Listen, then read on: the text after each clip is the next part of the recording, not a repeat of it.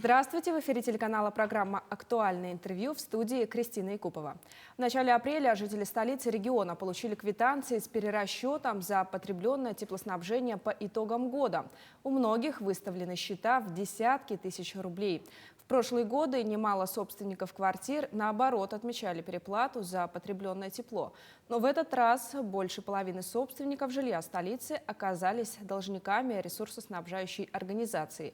Как производятся расчеты за потребленное тепло, нам расскажет гость студии Дмитрий Платонов, заместитель директора филиала ДЭК «Якутскэнергосбыт». Дмитрий Русланович, здравствуйте. Здравствуйте, Кристина. В чем причина резкого изменения сумм за отопление в счетах, которые получили потребители в этом месяце? Хорошо.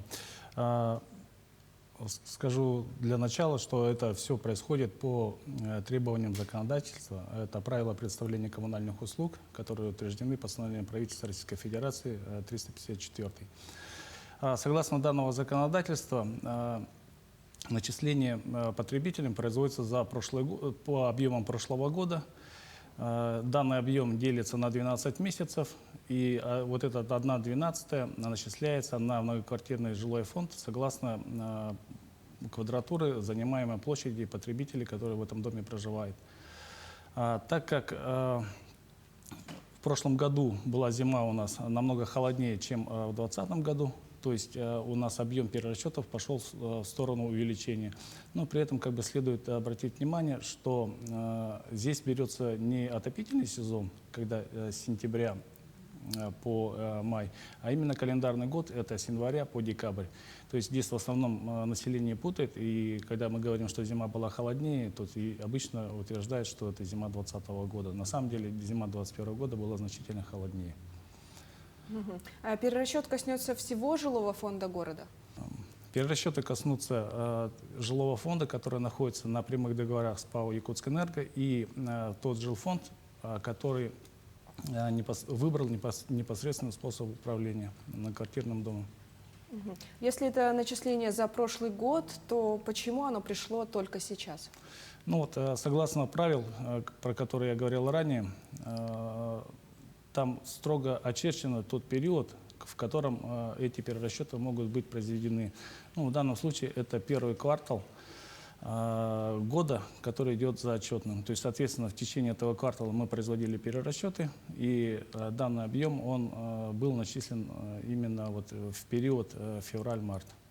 А от чего зависит сумма перерасчета? Сумма перерасчета зависит от фактического объема тепловой энергии, который зафиксировал общедомовой прибор учета. Если этот объем, он больше того объема, который был начислен в течение отчетного года, то, соответственно, эта разница, она будет доначисляться. Если этот объем меньше, то, соответственно, объем начислений будет уменьшаться. К примеру, в 2020 году у нас был такой эффект, что, наоборот, было снижение, и у потребителей была, скажем так, достаточная экономия в части начислений. И тут примерно на сопоставимые объемы. И, скажем так, в 2021 году здесь происходит из-за того, что применялся более низкий объем начисления, происходит обратная ситуация и происходит доначисление. Почему гражданам выставили счета сразу на всю сумму, а не разделили ее? Перерасчет делается разово, согласно правил, и выставляется потребителю разово. Да, это именно так прописано в законодательстве. Но мы готовы в данном случае предоставить рассрочку. При этом потребителю не обязательно приходить в офисы нашей компании. Достаточно подать обращение в интернет-приемную, либо подать документы через личный кабинет. Но при этом необходимо при обращении дать копию паспорта, свидетельство права на собственность и справку о семейном положении. Такие заявления мы рассматриваем раз в 3 дня, в основном с положительным результатом. Что делать тем, кто не может сразу оплатить указанную сумму? Я немножко уже забежал вперед. Да, мы предоставляем это соглашение о реструктуризации. И исходя из тех документов, которые нам предоставили, мы даем эту реструктуризацию, либо в зависимости от представленных документов реструктуризация дается на год, ну, в неисключительных случаях может быть и на более длительные периоды. Будут ли начисляться пени по просрочке этих платежей? Принято решение, так как, понимая ситуацию, то, что на граждан навалилось, ну, скажем, такой достаточно большой объем перерасчетов, да, и, скажем так, коммунальный платеж достаточно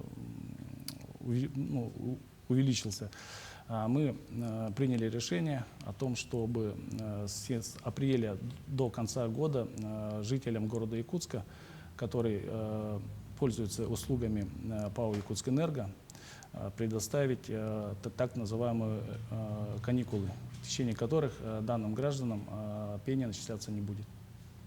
А как снимаются показания с счетчиков? Показания приборов учета снимает либо управляющая компания, либо обслуживающая компания. В части того населения, которое выбрало непосредственно способ управления, то показания снимает ресурсно-снабжающая организация. А такая ситуация сложилась во многих регионах или только в Якутии? Ну, я могу сказать следующее, что в Якутии это именно, скажем, сейчас мы начали входить в норму законодательства.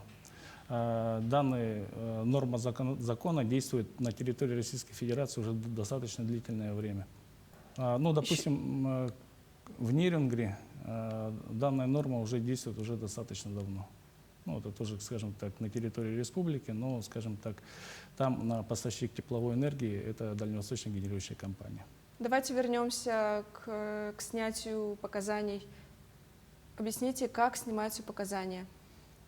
Ну, показания общедомового прибора учета обычный гражданин снять не может. То есть этим занимается специализированная организация, либо люди, которые умеют это делать. То есть в данном случае это либо исполнитель коммунальных услуг, ну, управляющая организация, либо обслуживающая организация, которая обслуживает этот многоквартирный дом, либо это специализированная организация, которая, вернее так, либо это организация от ресурсно-снабжающей организации, либо это сотрудники ресурсно-снабжающей организации. А вот эта сумма, она как-то делится поровну среди жителей многоквартирного дома или как-то учитывается площадь, этажность? Вот объем начисления за тепловую энергию производится по показаниям приборов учета, который зафиксирован за предыдущий год. То есть это фактически показания приборов учета. Этот объем, он делится на количество месяцев, то есть и эта месячная величина, она делится пропорционально занимаемой площади между собственниками квартир в многоквартирном жилом доме. То есть получается так, чем больше квартир, то есть, соответственно, тем больше платеж. Вот. Ровно по такой же аналогии распределяется и перерасчет. То есть, соответственно, если у нас идет перерасчет в сторону увеличения или в сторону снижения, то есть, соответственно, тем больше объем перерасчетов коснется данного потребителя, который занимает большую площадь. А могут ли жители, сомневающиеся в расчетах, оспорить суммы? Ну, это законное право потребителя, он может обратиться к нам, мы дадим разъяснения, и если его эти разъяснения не удовлетворят, он может их оспорить в судебном порядке. А в следующем году что ожидает наших жителей? Ну, в следующем году будет начисление уже по факту 2021 года. Тут тоже технология будет ровным счетом точно такая же, по 1,12, но тут зависит от внешней температуры, то есть в зависимости, какая зима была. То есть чем холоднее зима, тем, соответственно, выше будет начисление. А вы уже сказали, что зима холоднее была в 2021 году? Вы же сказали сейчас про следующий год. Да? То есть я же, вот именно когда зима холоднее, соответственно, перерасчет идет в сторону увеличения. Если зима теплее идет, то есть, ну, вот, допустим, сейчас по итогам 2020 года у нас будет, вернее, 2021 года будет, ну, скажем, достаточно высокое начисление, а 2022 год окажется зима теплее, то есть, соответственно, у нас будет, ну, скажем, в конце года, в первом квартале 2023 года, будет перерасчет в сторону снижения. То есть это зависит от внешней температуры. Вот. Но кроме этого, также большую роль зависит от года постройки дома. То есть чем дом новее, тем больше там новых технологий. И считается, что дом, ну, скажем так, наиболее, скажем, энергоэффективен в новых домах. Ну и также это не говорит о том, что старые дома, они уже, скажем так, у них плата будет всегда достаточно высокой. Это не так. То есть это все зависит от собственников, которые проживают в этом доме. То есть они могут инициировать либо обслуживающую организацию, либо управляющую организацию о необходимости проведения энергосберегающих мероприятий.